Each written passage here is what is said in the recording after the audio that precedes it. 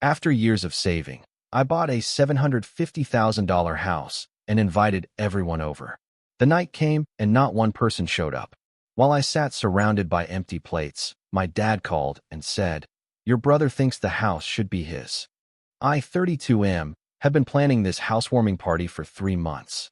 The house itself had taken me 8 years to afford. Every overtime shift, every skipped vacation, every declined dinner invitation had been worth it when I finally signed those papers. $750,000 for a 4-bedroom colonial in a neighborhood I dreamed about since childhood. The kind of place where kids rode bikes on clean sidewalks and everyone knew their neighbors' names. The caterers had left an hour ago. 47 plates of food sat untouched on my new dining table. I'd ordered enough for 60 people because I wanted to make sure nobody went hungry. My family, my friends, the people who'd supposedly supported me through those brutal years of saving. My phone buzzed at 7:30. I told everyone to arrive at 6. The food was already getting cold. It was Dad calling. I answered while staring at the elaborate cheese board I'd spent $200 on. Dad asked if I was having a good time at the party. His voice had that careful tone he used when he was about to deliver bad news. I told him nobody had shown up yet, thinking maybe there was traffic or some coordinated late arrival I didn't know about. He went quiet for a moment.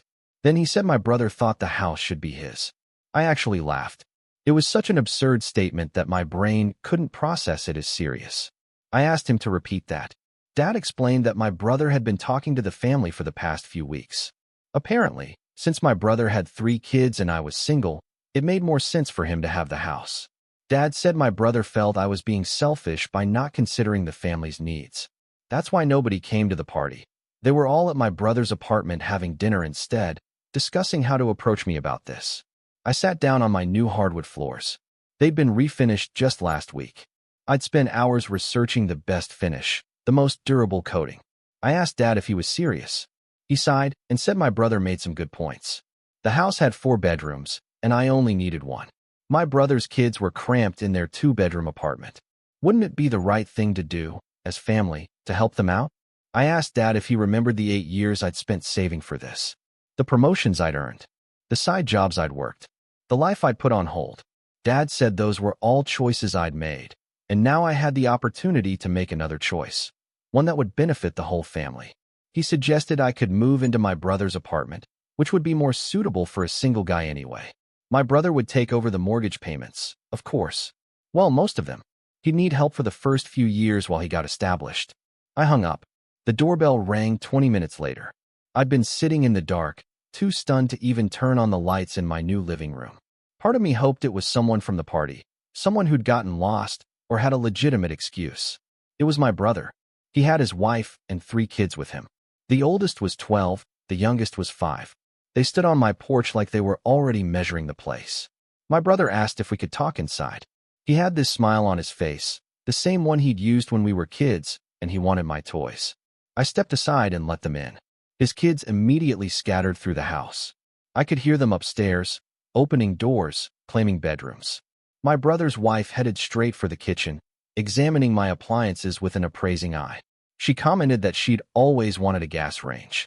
My brother sat down on my couch and asked if Dad had called me. I confirmed that he had. My brother nodded and said he was glad we could discuss this like adults.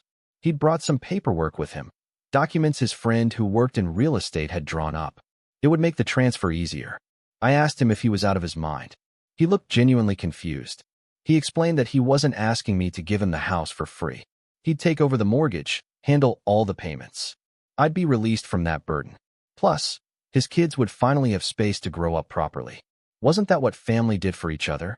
I pointed out that I'd spent 8 years saving for the down payment. That the mortgage was in my name because I was the one who qualified for it. That this was my house, my achievement, my life. My brother's expression shifted. He said I was being selfish, just like everyone had said. He reminded me that he'd been there for me when I needed help moving into my last apartment. That family helped family. That just because I made more money didn't mean I should hoard it. I asked him when he'd last helped me with anything. He looked away. His wife came back from the kitchen and announced that she loved the layout. She started talking about where they'd put the kids' beds, how they'd convert the basement into a playroom. She was redecorating my house in real time while standing in my living room. I told them all to leave. My brother stood up slowly. He said I was making a mistake. The family had discussed this, and they all agreed it was the right move. If I refused, I'd be choosing material possessions over family. People would remember that. There would be consequences. I opened the front door and told them to get out. They left, but not before my brother's wife grabbed one of the expensive candles I'd bought for the party. She said she might as well take something since I clearly wasn't going to share. My brother didn't stop her.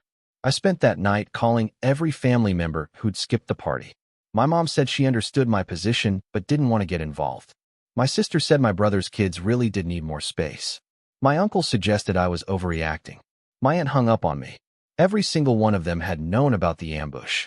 They'd all chosen my brother's side before even hearing mine. The next morning, I went to work exhausted. My boss noticed and asked if everything was okay. I gave him the abbreviated version: bought a house, family wanted it, threw a party nobody attended. He listened carefully. Then he mentioned that his company was opening a new office in Denver. They needed someone to lead the expansion. The salary was 40% higher than what I was making. Housing costs were lower there. Was I interested? I said yes before he'd finished the sentence. The transfer processed in 3 weeks. I'd never moved so fast in my life. I put the house on the market immediately, pricing it competitively. It sold in 6 days to a lovely couple with twin daughters. They loved everything about it: the layout, the neighborhood, the gas range in the kitchen. I didn't tell my family I was selling until the day before closing. I sent a group text with a photo of the sold sign in the front yard and a simple message explaining that I'd accepted a job in Denver. The house sold for $780,000. After closing costs and paying off the mortgage, I walked away with a substantial profit. My brother called within minutes. He was screaming so loud I had to hold the phone away from my ear. He demanded to know how I could do this to his family. His kids had been looking forward to moving in. His wife had already started planning the renovations. I'd betrayed them all. I asked him if he had any of that in writing. He went silent. I reminded him that he'd never made an offer, never signed anything, never put down a deposit. The house was mine to sell. I'd sold it.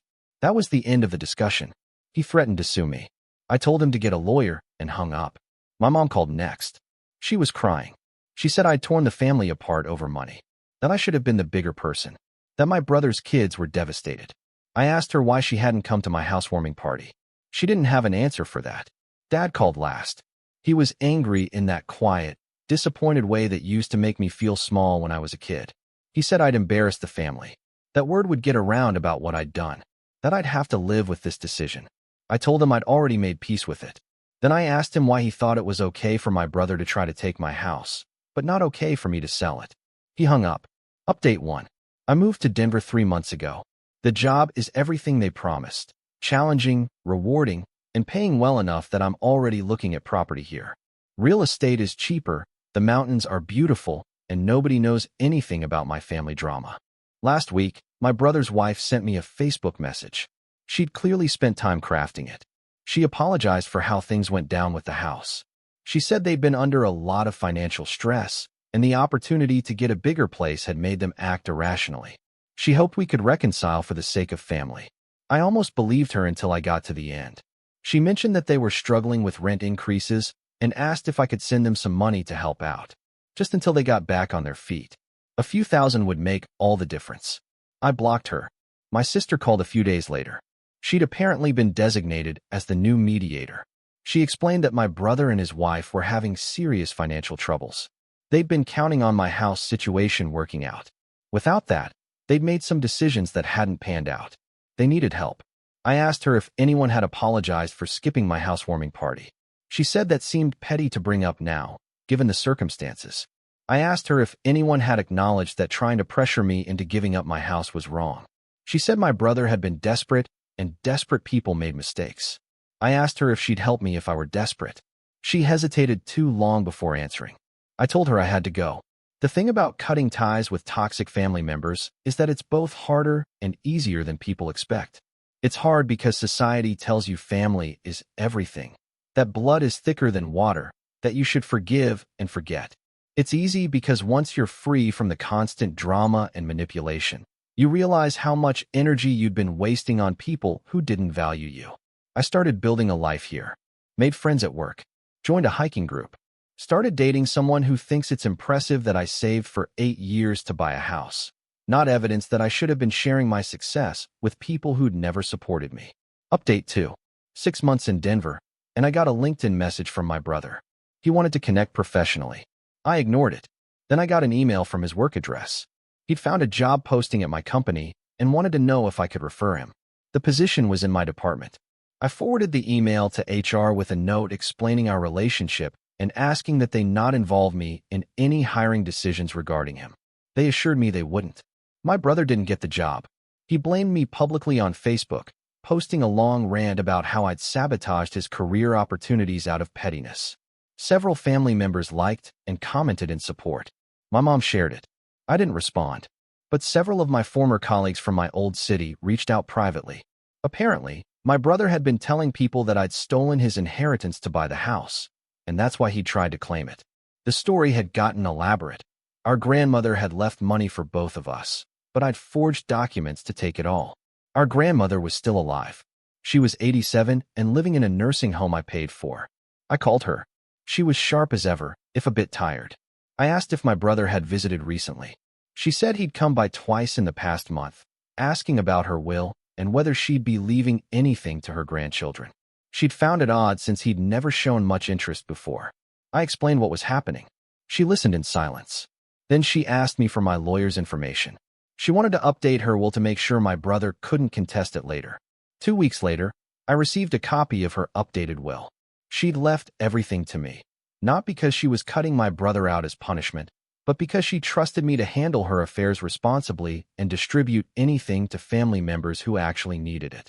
The will included a letter explaining her reasoning. She'd watched my brother try to manipulate me for the house. She knew his pattern.